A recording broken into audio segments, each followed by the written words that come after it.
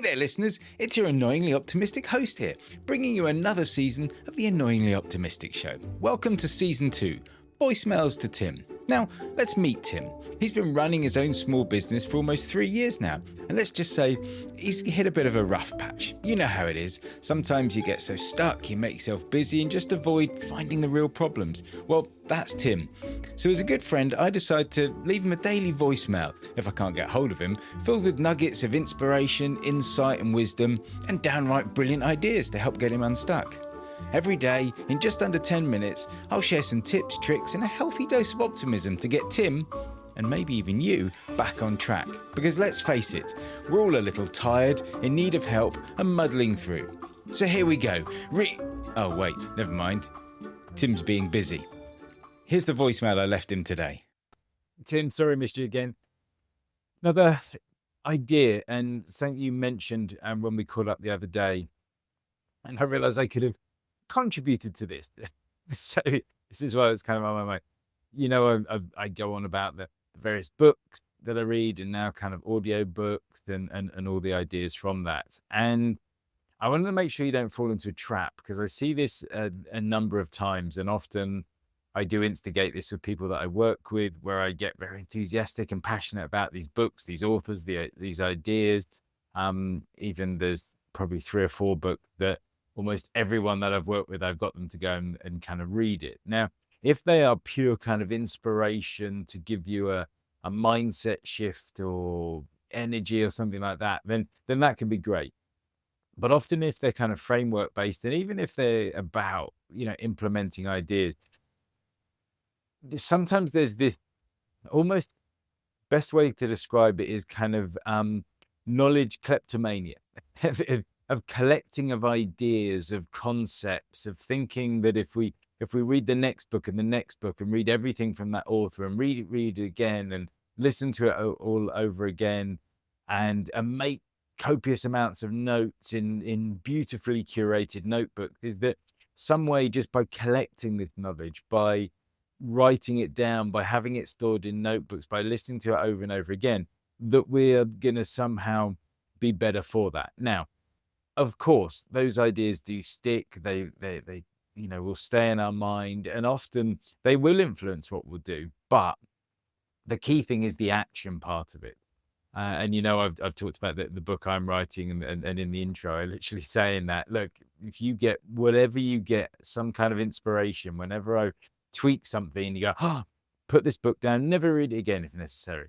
I've talked to you about some of the bookmarks. I have specific bookmarks in some of my books, which is a little plastic hand which goes in. And that bookmark is where I've gone through to a book and I've got an amazing idea, a concept, something from that book, and I put that bookmark in and I go and do it. And there are probably 6 different books that I've not actually managed to get back to yet. But the idea that I got from that, I took action. There was a great analogy, I think it was from Austin Kleon in his, Great Artist Steele, and there's a trilogy of books, well worth a read or a listen. But one of the things that he says in that, he talks about taking action and just getting out there and doing it, rather than just experimenting and playing and thinking and planning all the time. And one of the things that he said in there is this idea that no one ever learned to ride a bike by reading about how to ride a bike. You have to actually do it.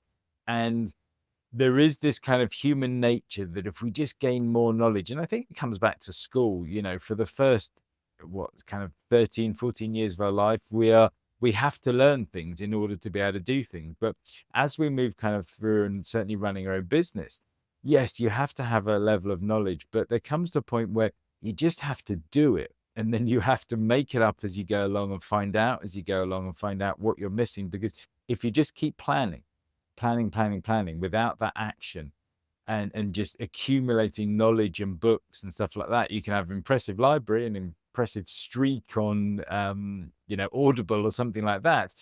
But it's not going to actually implement your business and influence your business. And that's what we're really, really trying to do. So it's that taking action and making sure that we apply those things. You're better not reading a book at all and taking action than you are to read 10 books and not take action, because reading and not applying and not taking action is just the same as not reading. So I want to make sure you don't fall into that trap that I know you said you went out and got a couple of the books that I mentioned, which is great. And I hope they inspire you as they do me and give you ideas, but jump on those ideas.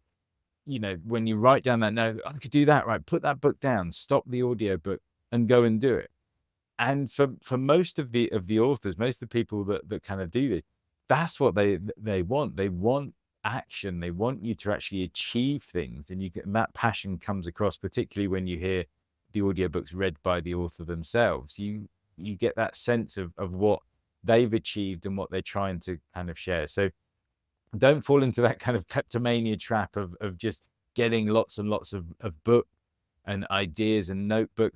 Conferences are another one. How many times you've been to webinars, seminars, conferences, and you come away with a bag full of goodies and 20, 30 pages worth of notes that you never ever look back to. You're better off pulling 4 or 5 things out of that and then acting upon them and then seeing where that takes you. So don't fall into that trap. Enjoy the book that you've got and the ones that I've mentioned, but make a point of, and there's one way one author talks about of every time you get to end of a chapter, decide on one thing you're going to do from that chapter and go and do it before you read on to the next chapter. If you're enjoying it, whatever, go and do that one thing, because action is more important than just more knowledge. Because again, if you think of an average business book is like 50,000 words, it's like 250, 300 pages long. You have a great idea in chapter 1, but you're enjoying the book and you read, through, and however long it takes you to get to the end. Did you act upon that great idea in chapter 1, or were you going, oh, well, I might have something better along the way? Take every opportunity, act on every great idea, every bit of inspiration.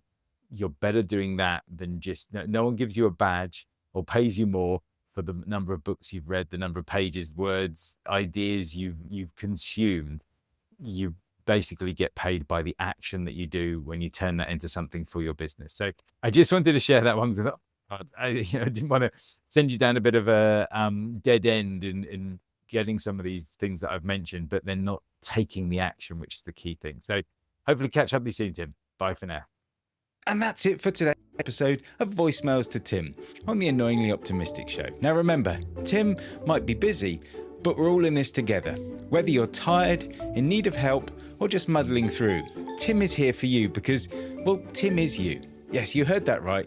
Tim isn't just my friend, he's a reflection of all of us who are struggling to make it work. TIM stands for tired, in need of help, and muddling through. So if you're feeling like a Tim, you're not alone.